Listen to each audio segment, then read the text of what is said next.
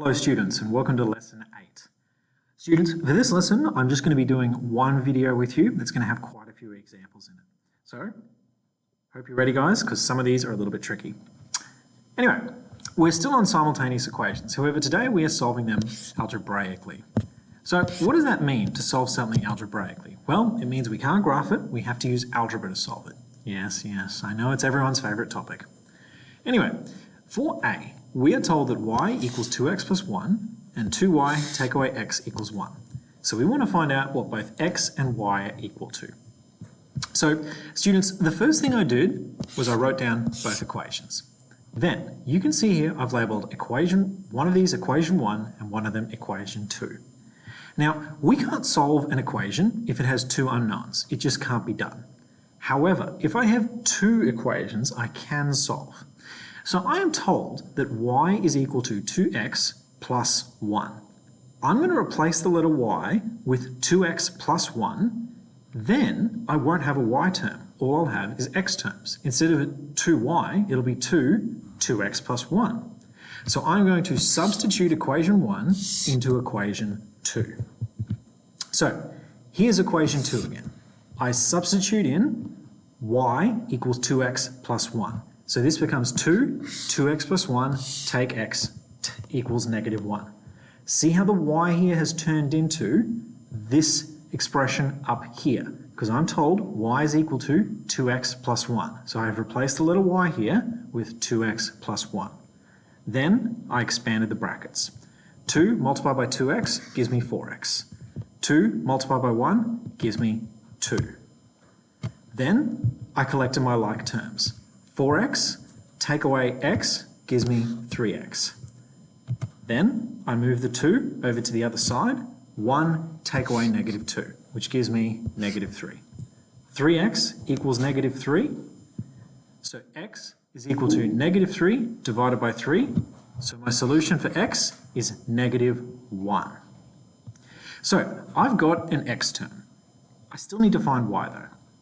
So I'm going to substitute x equals negative 1 into equation 1. Why equation 1? Well, equation 1 just looks a little bit easier to work with. I could certainly substitute into equation 2 and solve for y that way. There's nothing saying I can't do that. But I'm going to go with equation 1. So, sorry about the rapid zoom in for a second there, guys. There we go. That looks better, doesn't it? Okay, so I'm going to sub in x equals negative 1 into this equation here. So I've rewritten equation 1. Then I've replaced the letter x, which I determined earlier, with negative 1. So this becomes 2 times negative 1. 2 times negative 1 is negative 2. Negative 2 plus 1 is negative 1. So I have an x term, it's negative 1. I have a y term, it's negative 1. So my solution is negative 1, negative 1. Those are my two coordinates. Yeah, a lot of effort for just one question. Anyway, moving on to B. So B says m equals 2n plus 5 and m equals 4n take 1. So, like with question A, first thing I did was wrote down both equations. Then, like with question A, the second thing I did was I labelled both equations as 1 and 2. So, I'm going to substitute again.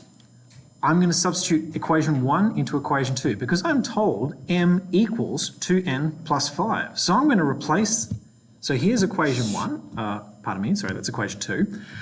Here's equation 2. Rather than writing the letter m, well I'm told what m equals.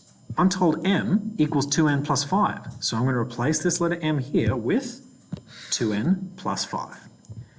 Now I have an equation. 2n plus 5 equals 4n take 1. I move the 4n over to this side, giving me 2n take away 4n. Now, I could have moved the 2n over here, but I like to put all my letters, or my pronumerals if I'm using the correct language, all my letters on the left, all my numbers on the right. So, 2n take away 4n gives me negative 2n. Then I move the 5 over here. Opposite of positive 5, subtract 5.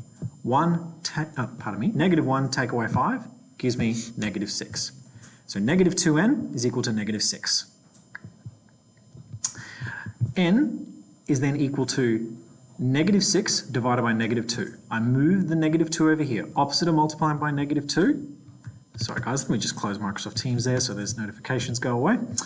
Opposite of multiplying by negative 2 is dividing by negative 2. So n is equal to negative 6 divided by negative 2, n is equal to 3. So I'm going to substitute n equals 3 into equation 1. I know what n is. I'm just going to sub this back into one of the earlier equations to figure out what m is. Again, why equation 1? I don't know, because it's the first one. I could use equation 2, but I've gone with equation 1.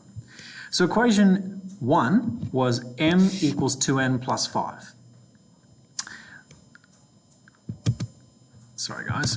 M equals 2n plus 5. I'm replacing the letter n with the number 3, which I calculated earlier.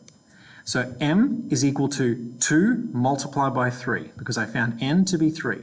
M equals 2 times 3 plus 5. 2 times 3 is 6. And what's 6 plus 5? Well, last I checked it was 11. So I have determined that m equals 11, n equals 3. Okay, we're getting there, guys.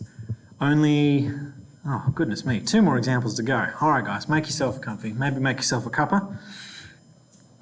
All right, question 2a. We have 2 more equations. 2 bracket x plus 1 plus y equals 5 and y equals x take 6.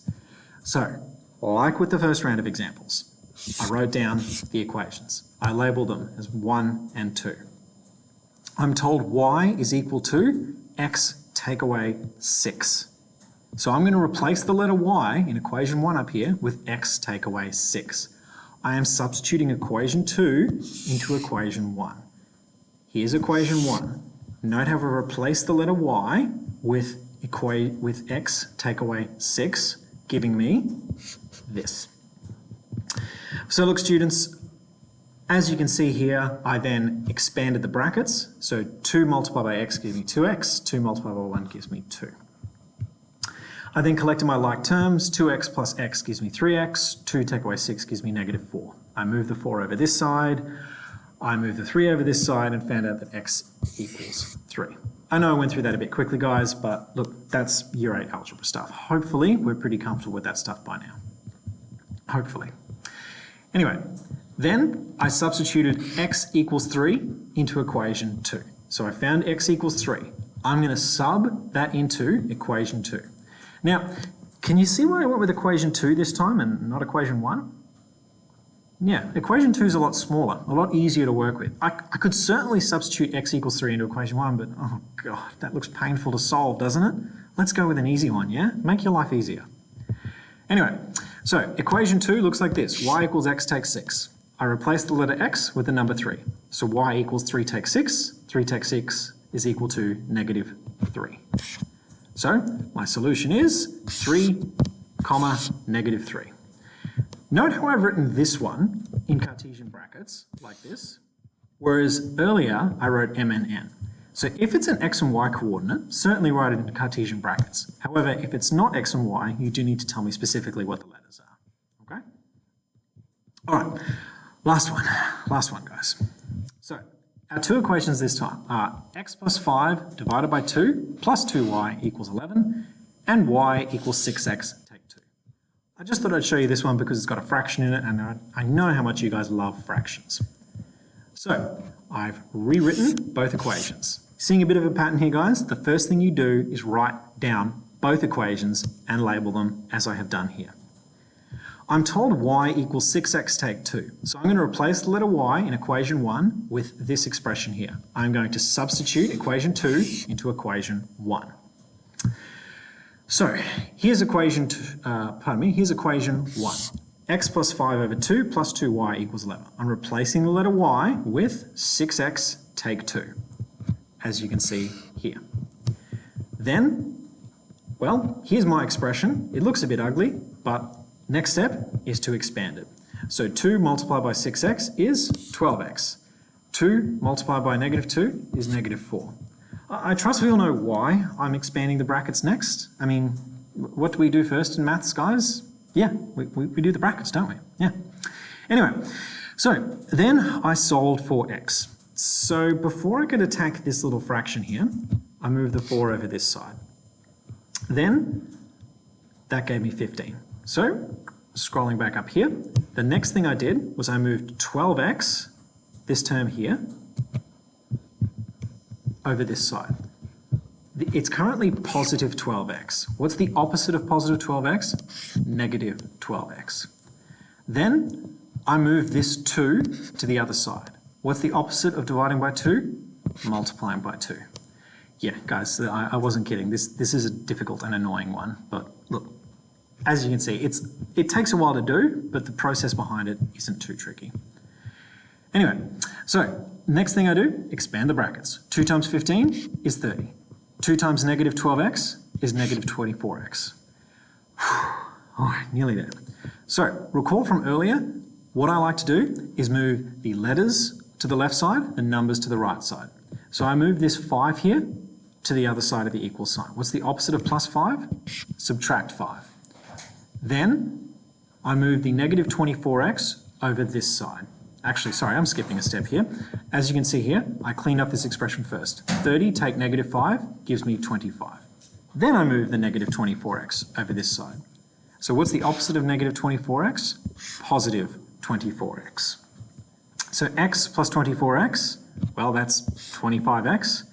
So if 25x is equal to 25, I move the 25 over to the other side, and that gives me 25 divided by 25, which gives me 1.